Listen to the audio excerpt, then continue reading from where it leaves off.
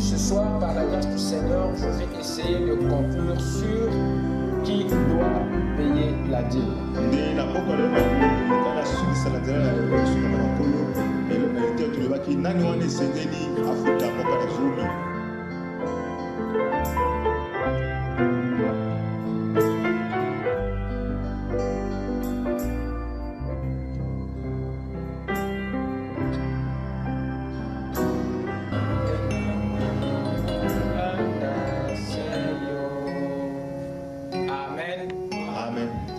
Que Dieu vous bénisse. Que Dieu nous bénisse. Je vous salue ce soir dans le nom du Seigneur Jésus-Christ. Amen. Nous sommes contents pour ce temps de grâce que le Seigneur nous a accordé ce soir. Les meilleures réunions, c'est les réunions du soir. Car c'est le bon temps que Dieu a choisi de visiter son épouse au temps de la fin. Il est la lumière qui brille au temps du soir.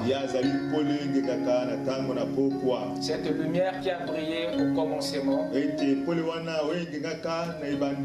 c'était la lumière du soir. Il est dit que la lumière soit. Et c'était dans la nuit. Et quand la lumière fut, les ténèbres étaient obligées de se dissiper. Et les semences qui étaient enfouies sous les ténèbres étaient enfin éclairées. Et l'apôtre Paul a dit que la lumière qui a brillé au sein des ténèbres brille à nouveau dans nos cœurs. Et c'est celle qui nous éclaire en ce temps de la fin. Et c'est le Seigneur Jésus-Christ, la lumière du monde. Quelqu'un peut dire Amen? Amen. Alors si en ce temps on n'est pas éclairé par cette lumière qui est Christ, on demeure pour toujours dans les ténèbres. Sans plus tarder, nous allons nous lever pour lire les Saintes Écritures.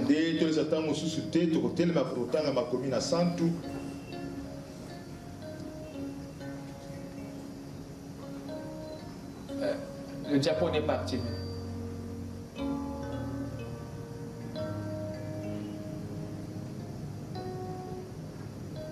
Nous allons prendre Genèse 4, le verset 1 à 5.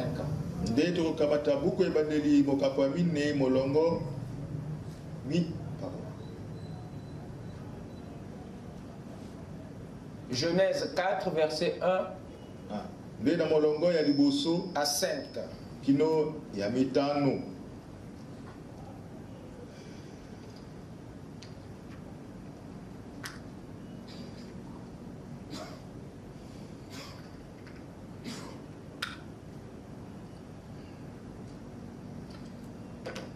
Adam connut Ève, sa femme.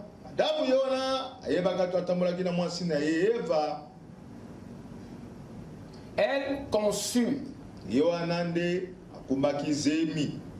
et enfanta Caïn. Et elle dit: j'ai formé un homme avec l'aide de l'Éternel. Elle enfanta encore son frère Abel. Abel fut berger et Caïn fut laboureur.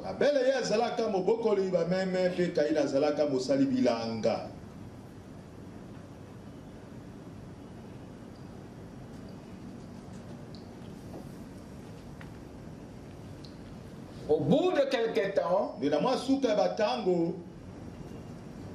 Caïn fit à l'Éternel une offrande des fruits de la terre.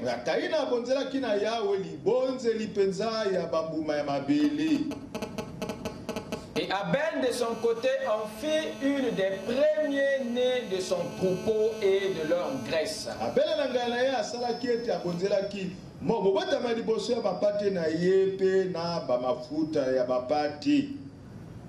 L'Éternel porta un regard favorable sur Abel et sur son offrande.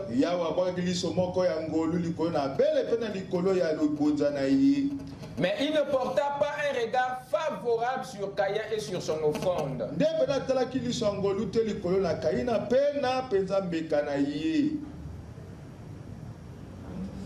Caïn fut très irrité et son visage fut abattu.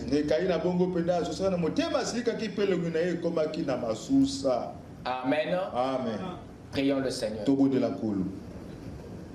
Tu es digne, tu es digne. Jésus, tu es digne, tu es digne. Tu es digne de louange. Roi, tu es digne. Oh. Tu es digne de louange. Jésus, tu es digne. Oh. Tu es digne, tu es digne. Tu es digne de louange. Jésus, tu es digne, tu es digne. Tu es digne de louange. Roi, tu es digne. Oh. Tu es digne de louange. Jésus, tu es digne. Oh. Tu es digne de louange. Tu es digne, tu es digne. Tu es digne de louange. Jésus, tu es digne, tu es digne. Oh. Jésus, tu es digne. Jésus, tu es digne.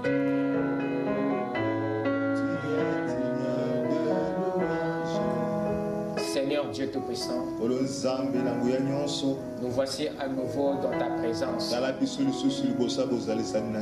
appelés par ton esprit pour recevoir tes oracles. Tu sais de quoi nous sommes faits. Il y a un peu de poussière, Seigneur, tu le sais. Alors puisses-tu nous remplir de ton Saint-Esprit. Puisses-tu nous remplir de ta divinité, afin que le vase de chacun déborde. Tu es le seul sur qui on peut décharger tous nos fardeaux. Et tu es le seul qui peut nous remplir de ta personne. C'est pourquoi, Seigneur, visite-nous ce soir.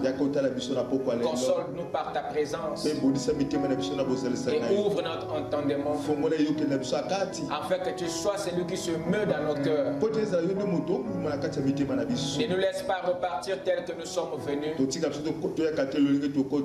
Parle à notre esprit et que quelque chose de nouveau commence dans notre expérience. Ne te détache pas de nous, Seigneur, et sois avec chacun de nous. Et viens nous oindre la bouche qui va parler et les oreilles qui vont entendre. Que la maladie s'éloigne de nos corps. Que l'envoûtement s'éloigne de nos vies.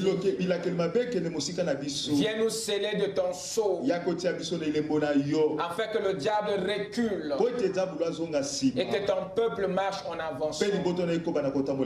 Sois l'alpha et l'oméga de cette réunion, Père. Et viens nous accorder ta divinité, ainsi que le réveil dans nos cœurs a besoin. Pour le reste, Seigneur, nous croyons que tu es le même hier, aujourd'hui et éternellement. Dans le nom de Jésus-Christ. Amen. Amen. Je vous prie de vous asseoir.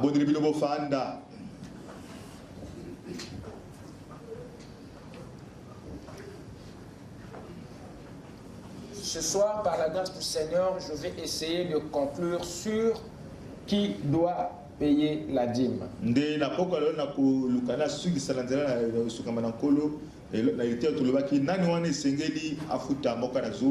Nous allons essayer un peu de conclure là-dessus afin d'aborder un autre point le dimanche.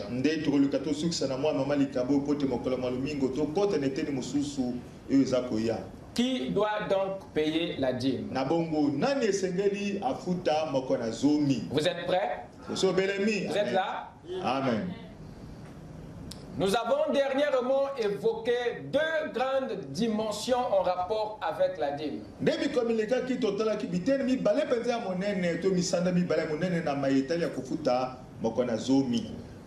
La première dimension est la dimension personnelle.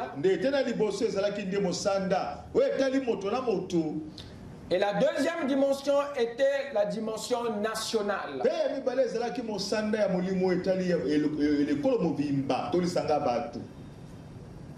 Amen. Amen.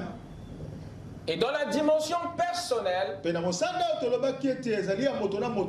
nous avons dit un certain nombre de choses. Et je vais essayer de résumer pour nous mettre à la page. La dimension personnelle, c'est la dimension de la foi.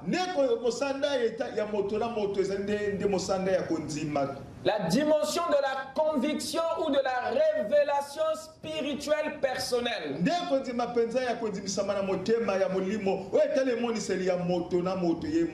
Et nous avons vu que c'est dans cette dimension qu'Abraham a payé sa dîme au temps de Melchisédek.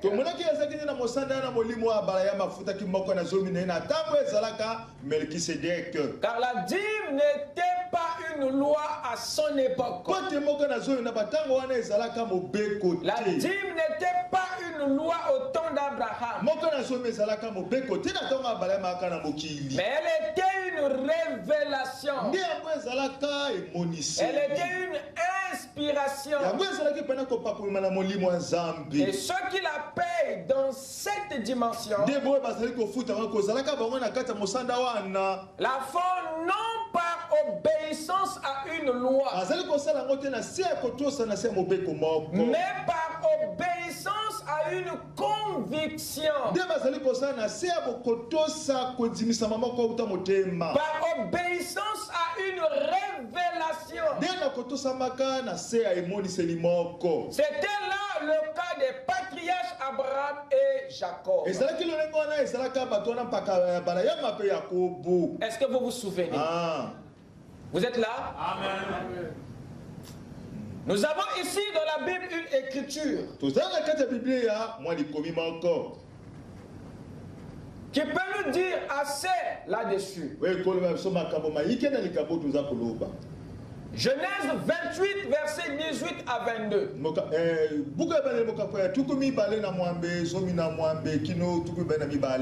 Je pense que vous prenez note. Genèse 28, 18 à 22.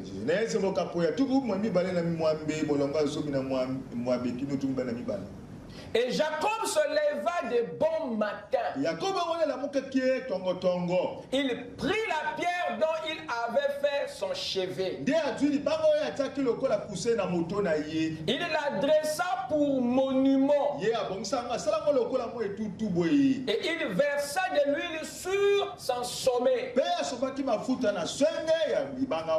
Le comportement de Jacob ici est dû à une expérience. Ce monsieur venait de faire un songe. Il venait donc d'avoir un songe qu'il n'avait jamais fait dans sa vie. Et cela bouleversa donc sa vie. Cela avait intrigué son âme. C'était tellement réel que Jacob eut des frisson.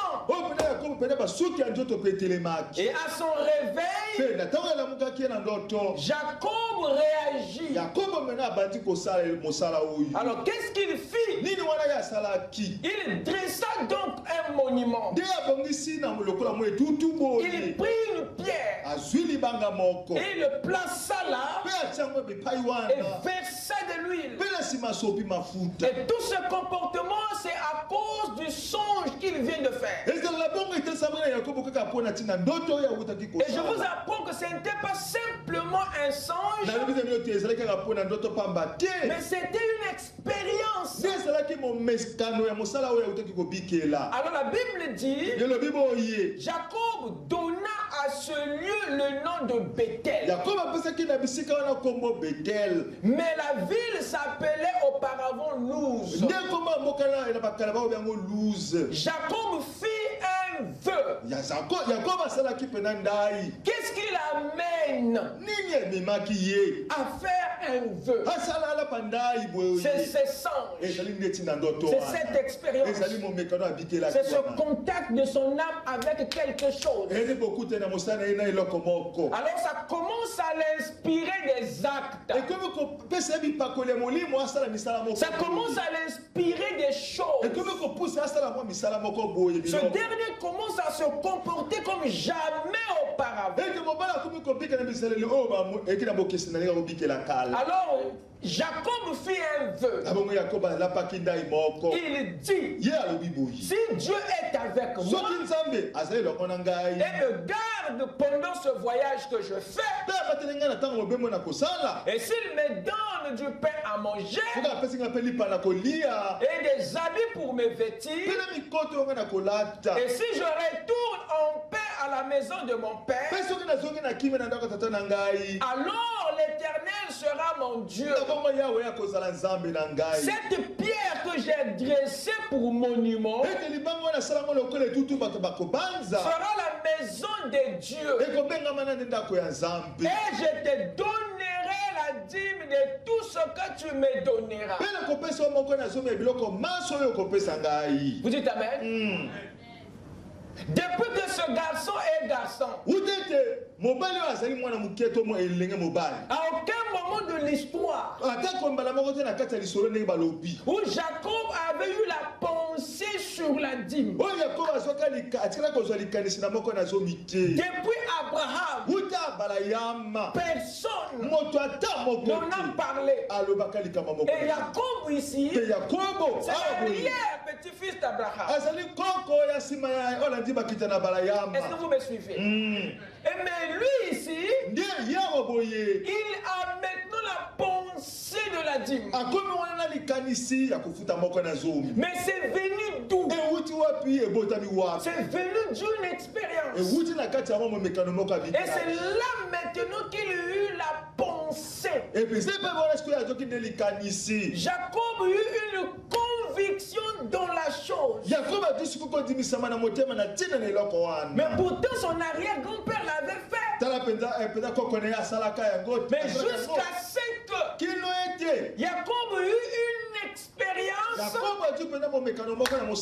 ce qu'il ait eu un contact et une conviction est née. Une pensée est née.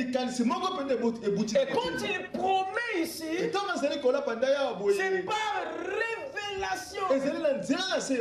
C'est par conviction. Il n'y a personne tout autour de lui qui l'a intrigué là-dessus. Mais c'est une pensée. C'est une conviction qui naît de son cœur. C'est une expérience. Amen. Amen. Amen. Quand vous lirez la vie d'Isaac, vous lirez la vie d'Ésaü, vous ne verrez pas là où ils ont parlé de la dîme. Donc cette pensée n'était pas dans tout le monde. C'était une révélation révélation personnelle. Et lorsque Jacob prend la décision ici, c'est cette expérience qui l'influence. C'est comme Abraham. C'est le contact avec Melchisédek qui lui fait naître cette conviction.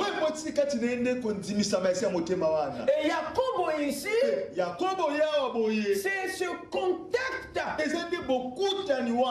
qui à son réveil lui donne ce fardeau, lui pousse à prendre cet engagement. À cela fait de la dîme une affaire personnelle. Et elle requiert une révélation, une conviction issue d'une expérience. Sinon, ça ne sera pas vrai. Vous écoutez là. Voilà ce que nous avons essayé de présenter sur la première dimension. Et pour ceux qui regardent la dimension nationale, qu'avons-nous dit? Nous avons dit ceci, que la dimension nationale, c'est la dimension du devoir. Ce qui la paye dans cette dimension,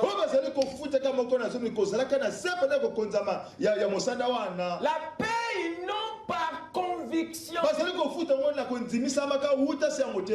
non par révélation personnelle, mais il la paye par obéissance à une loi, par obéissance à un commandement. Église, vous me suivez? Amen.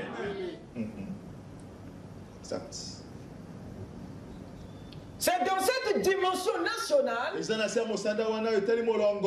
le peuple d'Israël l'a payé au temps de Moïse et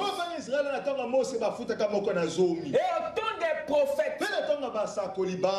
La dîme n'était pas une révélation venant du peuple,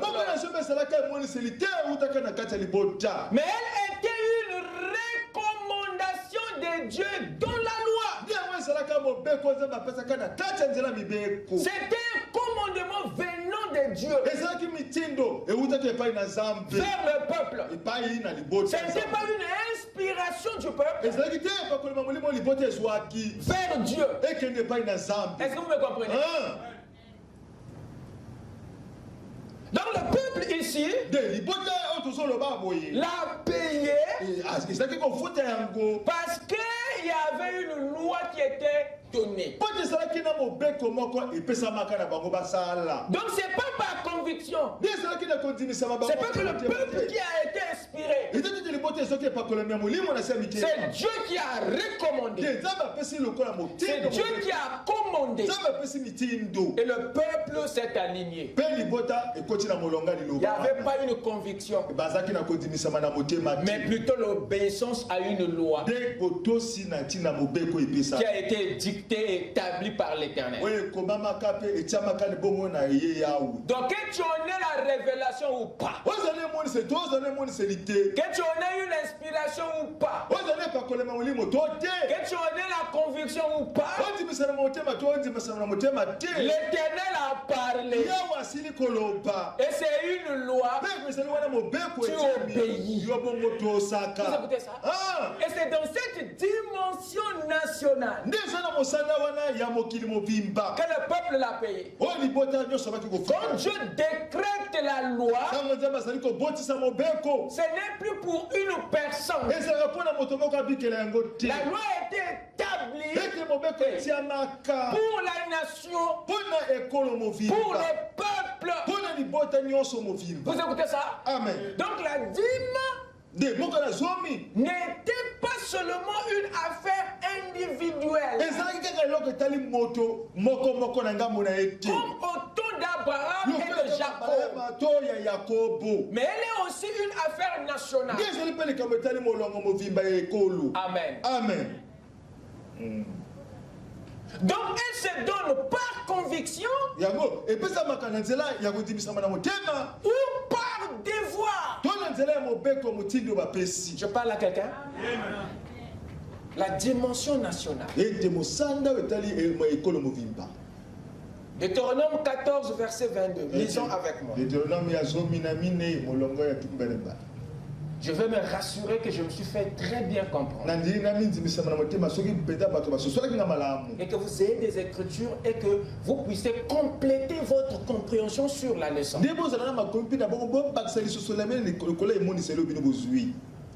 Tu lèveras la dîme de tout ce que produira ta sémence. De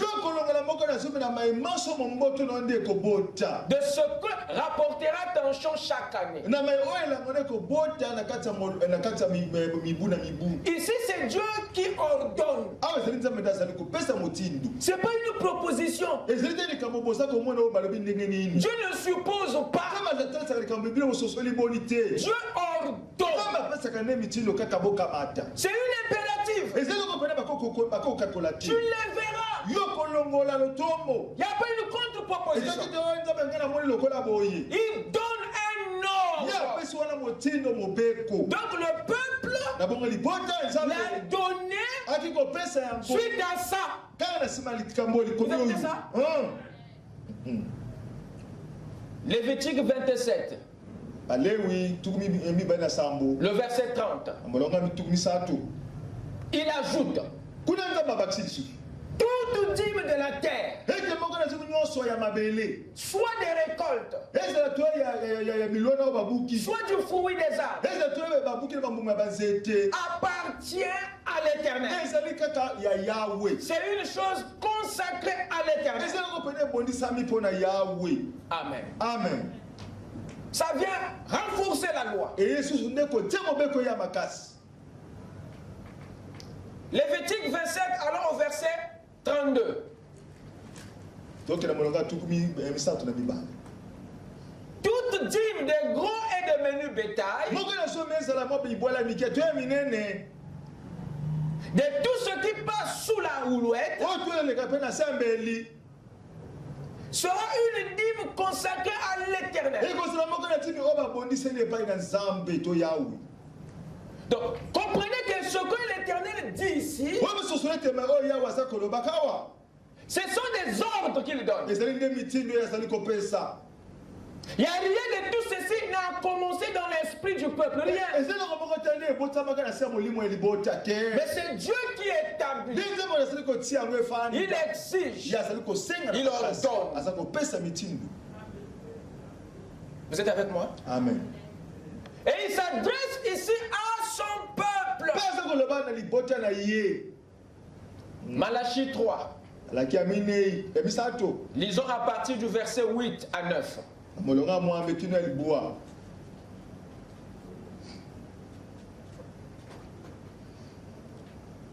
Un homme trompe-t-il Dieu? Car vous me trompez. Et vous dites, en quoi t'avons-nous trompé? Dans les dîmes et les offrandes. Vous êtes frappés par la malédiction. Et vous me trompez. Qui te trompe? Montre-nous-le. Qu'on mette la main sur lui. C'est qui te trompe? Le peuple croyait que c'était un individu quelque part. Ils avaient oublié que quand Dieu l'avait énoncé, il avait établi à l'échelle nationale. Et dans sa réponse, l'Éternel n'a pas dit que c'est un individu. Il n'a pas dit que c'est Giscard. Vous écoutez ça? Il dit quoi? La nation tout entière qui trompe qui? Jéhovah. Donc quoi? Dans la dîme qu'il avait ordonné, établie dans la nation. Donc quand il avait établi au temps de Moïse, Dieu ne l'avait pas institué pour un individu, mais il avait établi pour plusieurs. Elle avait été instituée pour la nation. Et Dieu s'attendait à ce que ça soit la nation qui la paye. Pas seulement l'individu. Mais la dîme, c'est une affaire nationale. Voilà pourquoi il les attaque. Il dit que ce n'est pas un individu, mais c'est la nation tout entière. Wow. Donc c'était une affaire de la multitude. Et nous avons vu tous ensemble que dans cette nation que l'Éternel accuse, il y a les autochtones, il y a les étrangers, il y a les naturalisés. Et c'était une loi dans le pays. Et ça ne regardait pas aux tribus. Elle concernait la nation. Est-ce que vous m'écoutez? Elle ne concernait pas les 12 tribus, non. Pour que les Lévites se soustraient. Non,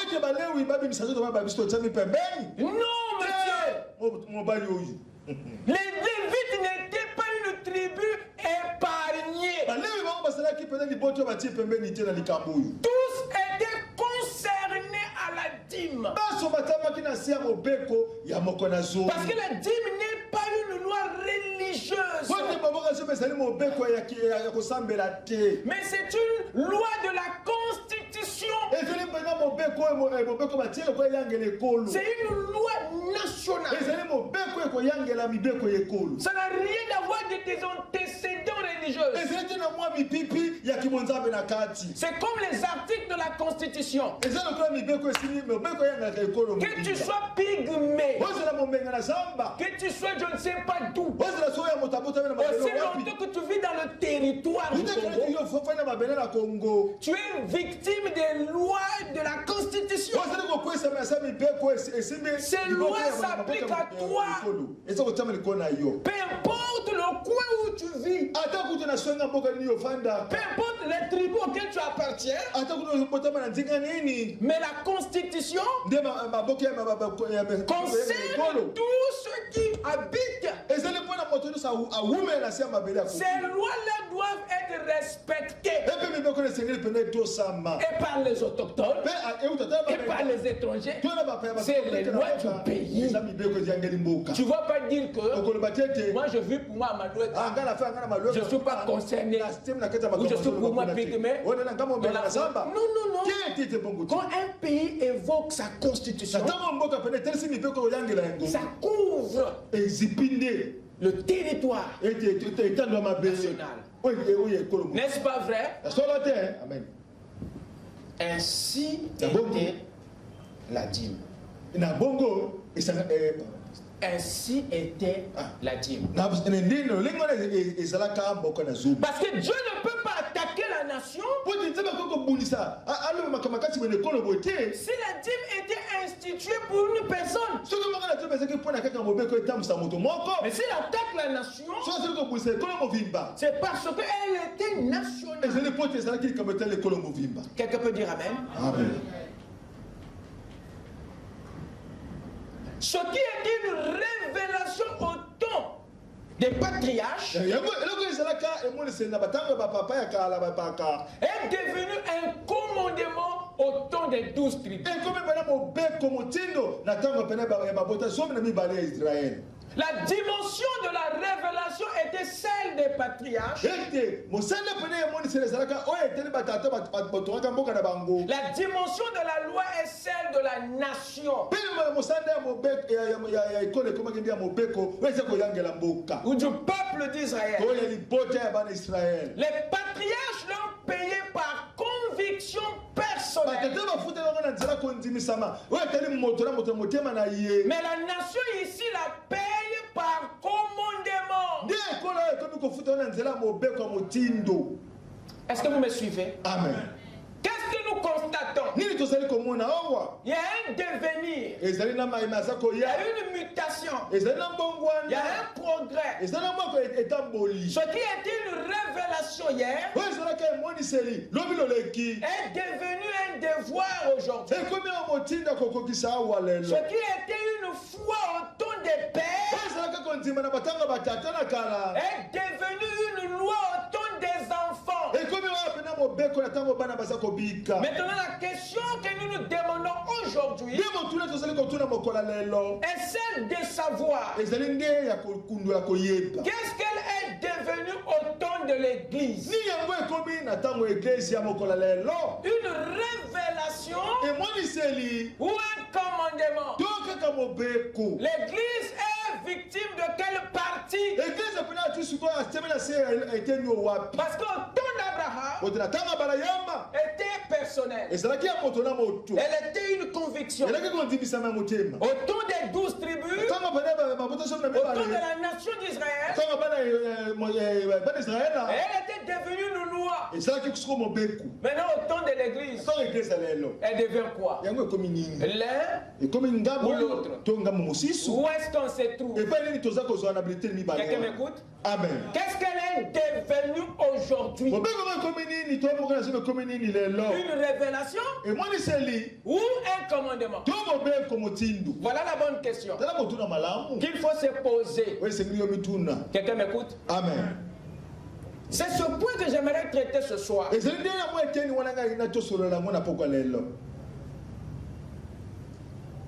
Mais en voyant comment est-ce que Dieu a marché, on voyait la façon dont il a traité avec ses hommes.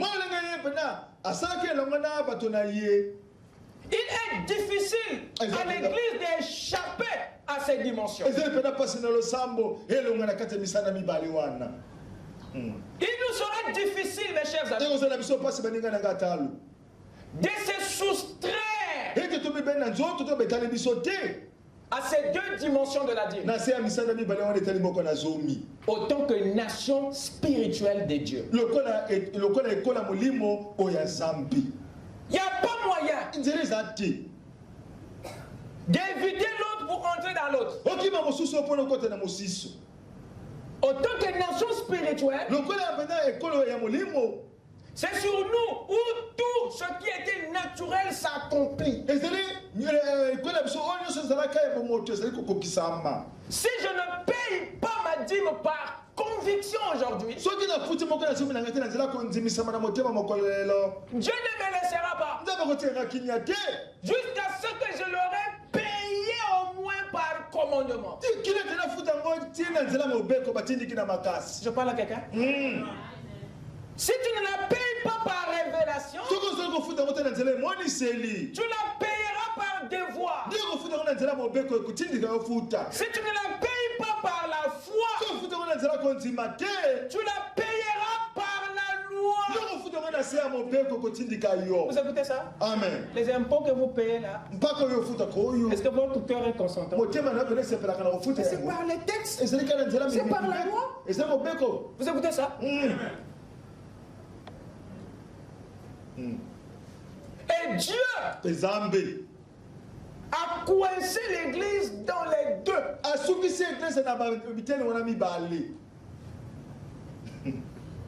Quelqu'un m'écoute? Amen. Il est impossible d'en être exclu. Autant qu'église. La dimension ecclésiastique est une dimension à problème. Parce que c'est une dimension de la foi et de la loi.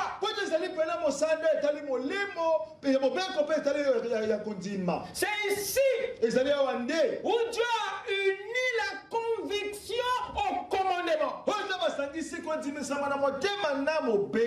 Dieu unit la révélation au devoir. C'est ici dans l'église où Dieu les met ensemble. C'est ici, dites amen, où la conviction devient le commandement. La révélation devient un devoir. La foi devient une loi. Voilà ce qui se passe dans la dimension ecclésiastique. Dieu amène les deux. Vous écoutez ça? Amen. La dimension ecclésiastique est une dimension biface.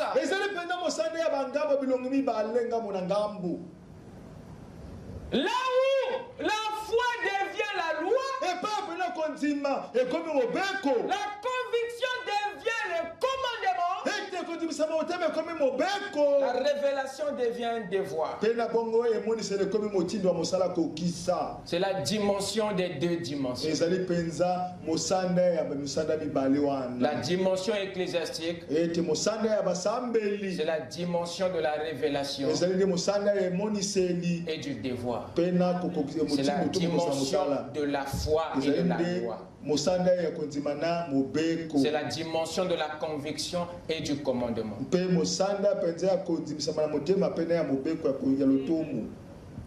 Amen. Amen. Amen. Commençons d'abord à parler de la face A de la dimension ecclésiastique. Parce que les deux ont été mis ensemble ici. Ce qui ne nous laisse aucune issue. Donc même si Dieu ne t'a pas encore révélé là-dessus, mais autant que membre de l'église, la dîme devient pour toi un devoir. Pas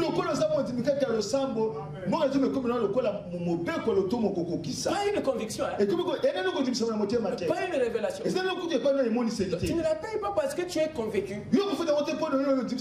Mais l'erreur que tu as fait, c'est d'être membre d'une église. Alors autant que membre, ça t'attrape par devoir.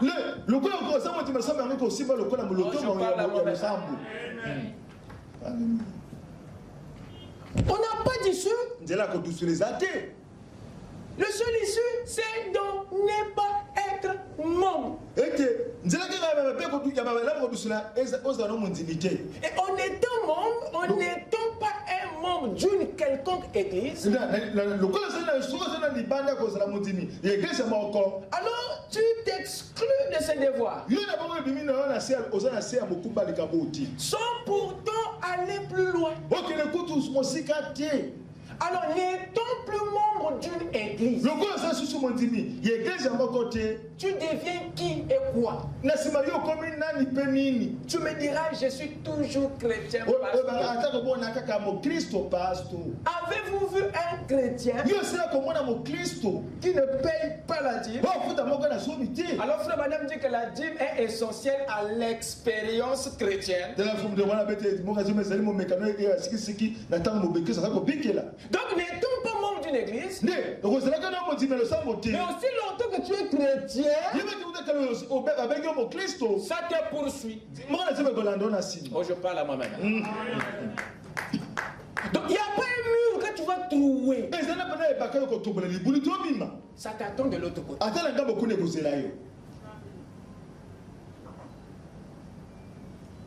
Est-ce que je suis clair?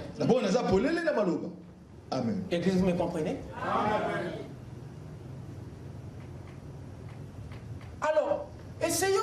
de voir la face A.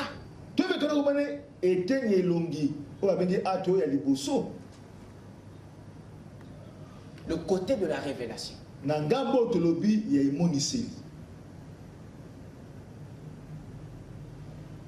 Je vais aller dans Genèse 4. L'écriture que nous avons lue au début. Adam connut Ève, sa femme. Elle conçut et enfanta Caïn. Elle dit, j'ai formé un homme avec l'aide de qui? De l'Éternel. Elle enfanta encore son frère Abel. Abel fut qui? Et Caïn? Vous n'êtes pas là? Au bout de quelque temps, Caïn fit à l'Éternel une offrande des fruits de la terre. Et Abel de son côté en fit une des premiers nés de son troupeau.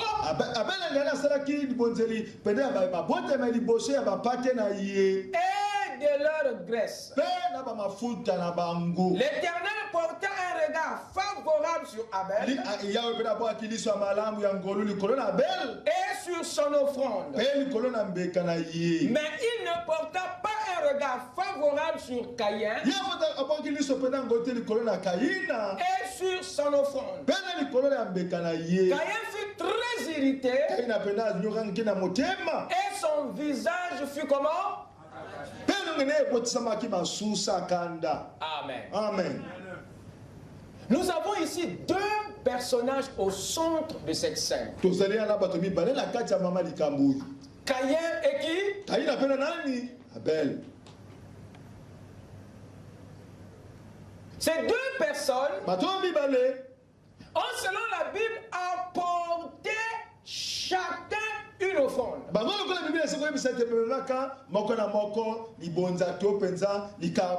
À qui l'ont-ils apporté? À Dieu. Vous êtes avec moi?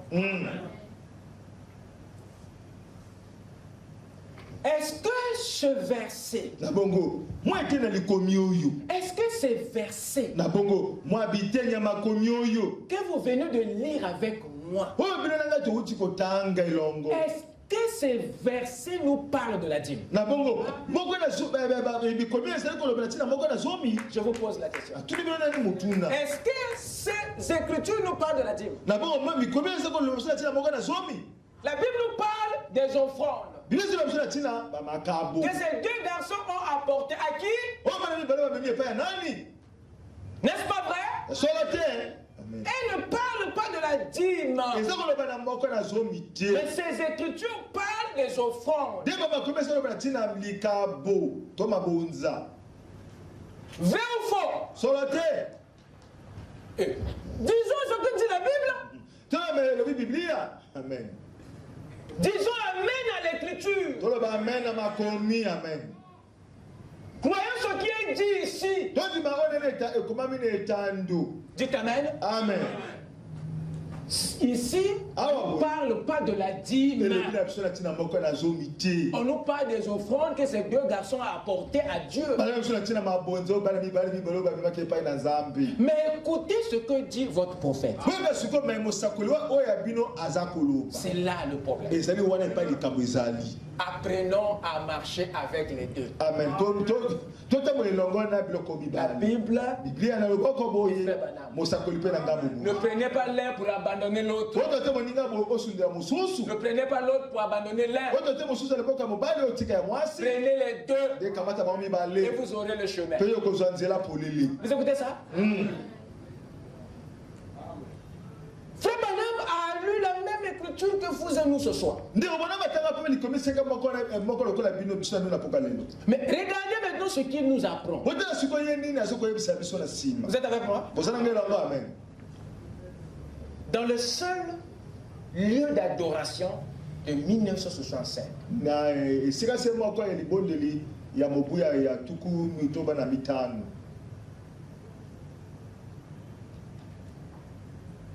il dit quoi?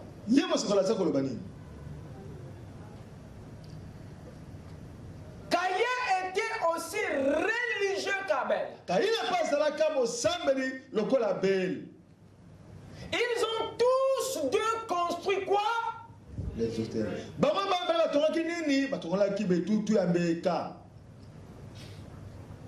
Les deux aimaient qui? Dieu. Alléluia. Caïn ne haïssait pas Dieu. Est-ce que tu le sais? Amen. Les deux ont offert quoi? Des sacrifices. Les deux adoraient. Les deux payaient la dîme. Tu le savais aussi. Mais rien n'est dit à leur sujet au sujet de la dîme. Le seul acte des dons que ces deux garçons ont fait, c'est celui que nous venons de lire. Mais de quelle écriture Frère Branham se sert pour nous dire qu'il payait la dîme? Parce que la seule écriture que nous avons dans la Bible qui parle des offrandes, des dons de ces deux garçons, c'est la seule que nous venons de lire.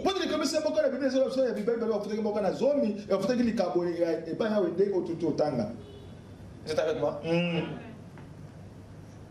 Les deux payaient la dîme. Les deux faisaient exactement la même chose. Amen. Amen. Avançons. Prenons maintenant l'union invisible. Paragraphe 159 à 160. Caïn aussi, le fils de Ève, la prostituée. C'est fort, hein? Ça correspond à une insulte, n'est-ce pas? Mais vous savez à quoi le prophète fait allusion? Il n'insulte pas, mais il décrit un acte.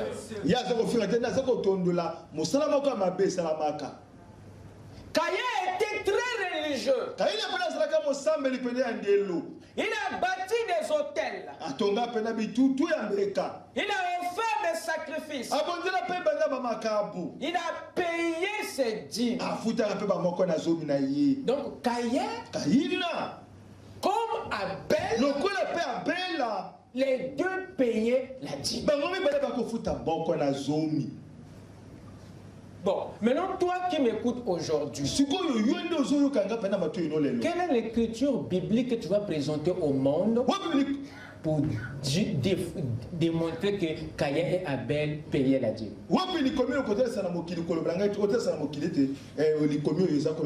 Tu vas inventer un verset dans la Bible où tu vas utiliser la même écriture que nous avons lue.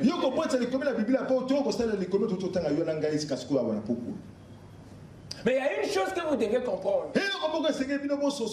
Que le prophète sait identifier le vocabulaire. Je vous ai dit, c'est une affaire de vocabulaire.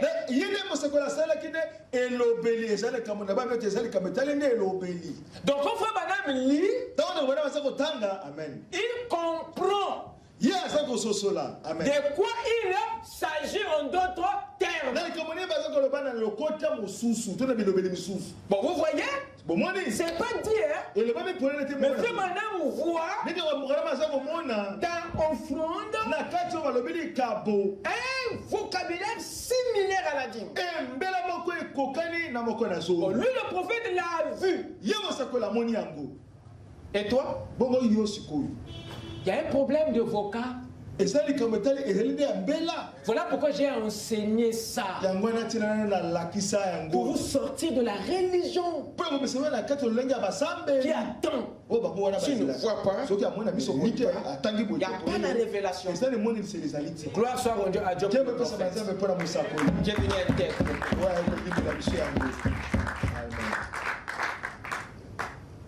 Il a bâti des hôtels.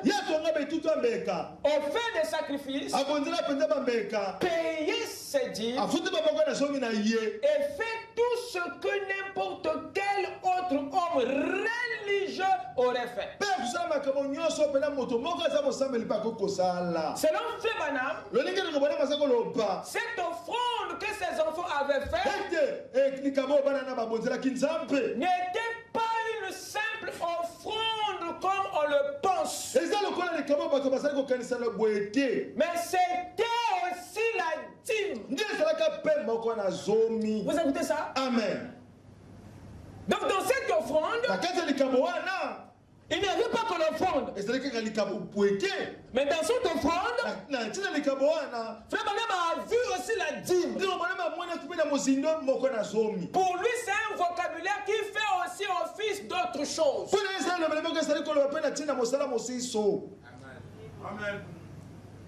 Mais nous, en tombant dans le scandale. Et là, seulement que c'est Frère Branham qui l'a dit. Alors ma question est celle de ça. Cette dîme de Caïn et Abel, on est d'accord? Vous n'allez pas me lapider, hein? C'est pour cela que j'ai d'abord lu Frère Branham. Il s'est donné le luxe d'employer le mot dîme sur une écriture où rien n'a été dit. On peut maintenant partir sur la base des dîmes, n'est-ce pas? Ça pose un problème? On est d'accord? Amen. Alors cette dîme de Caïn et Abel, frère Das. Amen. Cette dîme de Caïn et Abel. Parce que les deux ont payé quoi? La dîme. Cette dîme était-elle un commandement ou une révélation?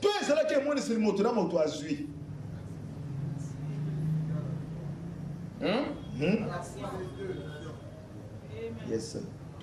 Lisons Frère Branham. Sinon on va te lapider. Frère Branham dit quoi? Dans la révélation de Jésus-Christ exposée des 7 âges de l'Église, il nous dit ceci. C'est un extrait, hein? Vous pouvez aller chercher. Comment Abel a-t-il su qu'il devait faire pour offrir le sacrifice qu'il convenait d'offrir à Dieu?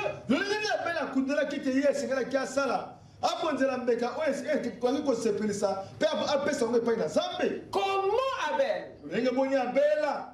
Abel a-t-il su ce qu'il devait faire pour offrir le sacrifice qu'il convenait d'offrir à Dieu?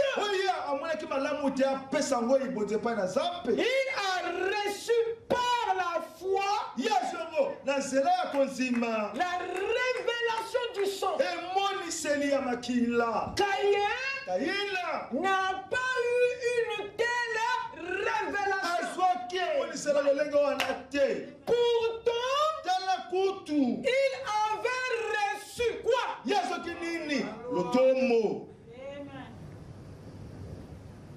Amen. Pourtant, il avait reçu l'ordre. Waouh! Donc, cette offrande, cette dîme, avant qu'elle soit une révélation personnelle, c'était un ordre. Ces deux enfants avaient reçu un commandement. C'est ce que Frère Branham dit ici. Ils l'ont fait par commandement. La dîme. Vous écoutez ça? Dieu avait donné un ordre. Il dit Caïn n'a pas eu une telle révélation. Pourtant, il avait reçu l'ordre. Donc cette offrande Alléluia. exigeait une révélation. Donc c'était un ordre, mais qui avait besoin d'une révélation. Donc la dîme que les deux garçons ont payée en Éden Alléluia. devait réunir la révélation et le commandement. Vous écoutez ça? Amen. En Éden. Alléluia. Sur cette base, Abraham n'est plus le premier. Qui a payé la dîme? Dites Amen.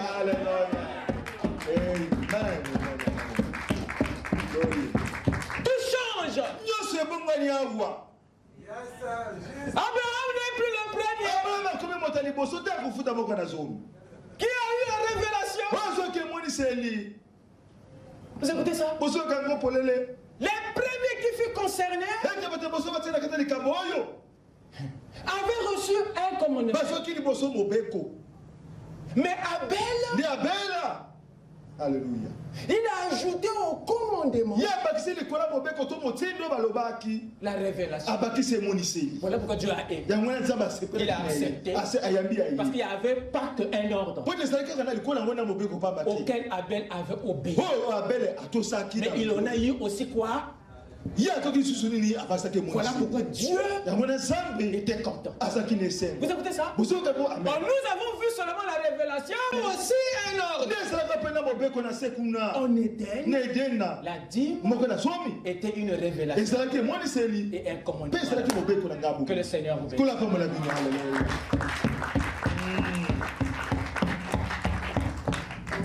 Amen. Amen. Amen. Vous m'accordez quelques minutes? Bien sûr. Mais le temps est parti. Voici. Amen. Amen. Amen. Amen. Amen. Amen.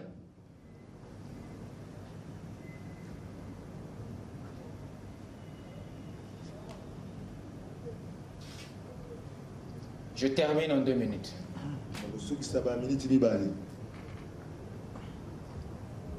Abel, bien que l'ordre fut donné,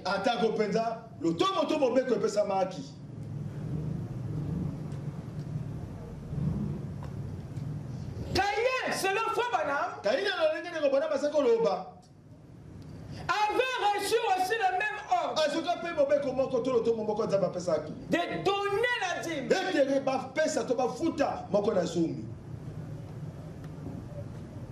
Mais pourtant, cela n'est pas écrit dans la Bible.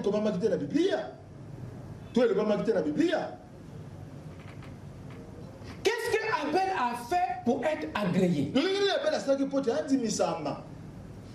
Il lui a fallu qu'il aille au-delà du commandement. Abel devait joindre la révélation à l'ordre que l'Éternel avait donné.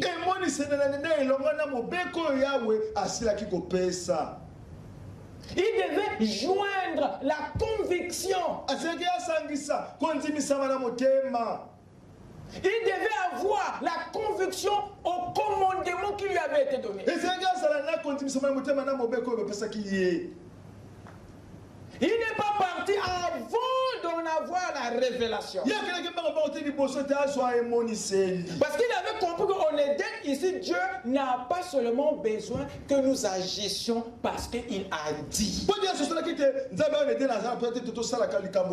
Mais ici, il est question d'agir selon la loi et selon la révélation aussi. C'est ça la dimension dans laquelle l'Église est trouvée. Que le Seigneur vous bénisse.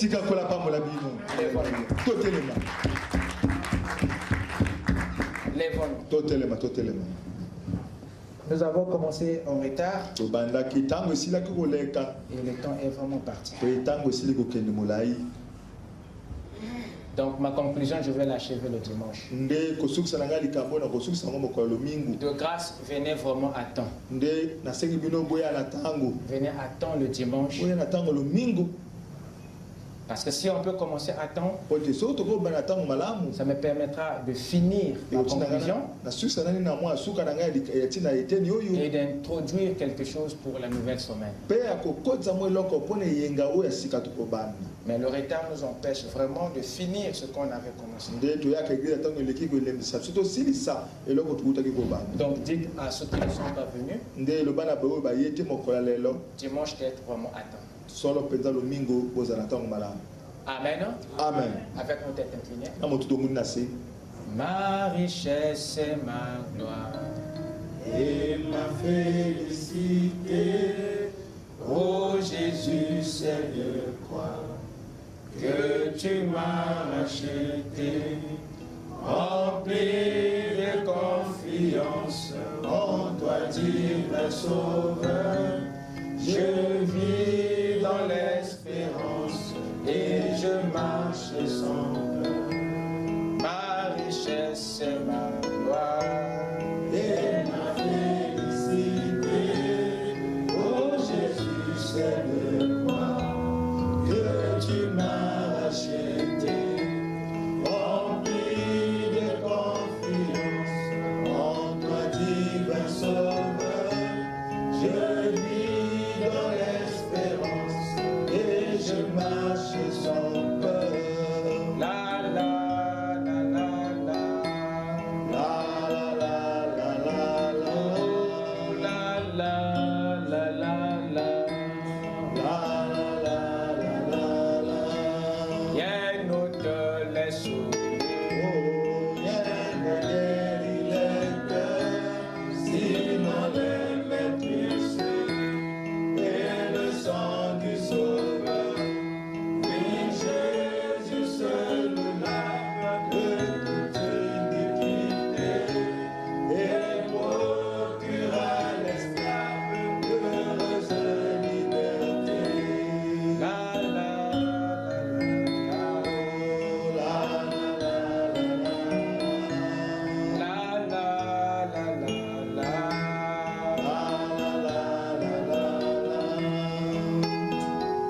Seigneur notre Dieu, merci Père bien-aimé pour ce petit message donné de façon décousue. Je compte sur toi le Saint-Esprit pour prendre la relève.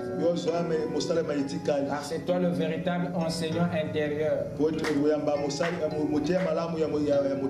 Laisse-toi Père, oh Dieu, que tu puisses couver la sémence parole. Va avec chacun de nous. Bénis Seigneur le chemin des retours. Pourvois au transport. Et que ton ange marche avec chacun d'eux. S'il y a un lendemain, Seigneur, qu'il soit prospère pour ton peuple, rempli de santé, de bénédiction et du nouveau jour. Seigneur notre Père, que le grand Saint-Esprit bénisse les maisons, les familles et les projets de tout un chacun. Que ton son Père puisse nous protéger nuit et jour contre les flèches visibles et invisibles de l'ennemi. Et nous ne manquerons pas de te dire merci. Reçois la gloire pour tout ce que tu fais dans la vie de tout un chacun. Dans le nom du Seigneur Jésus-Christ, nous t'avons ainsi prié. Amen. Amen. Que Dieu vous bénisse. Allez dans la paix du Seigneur.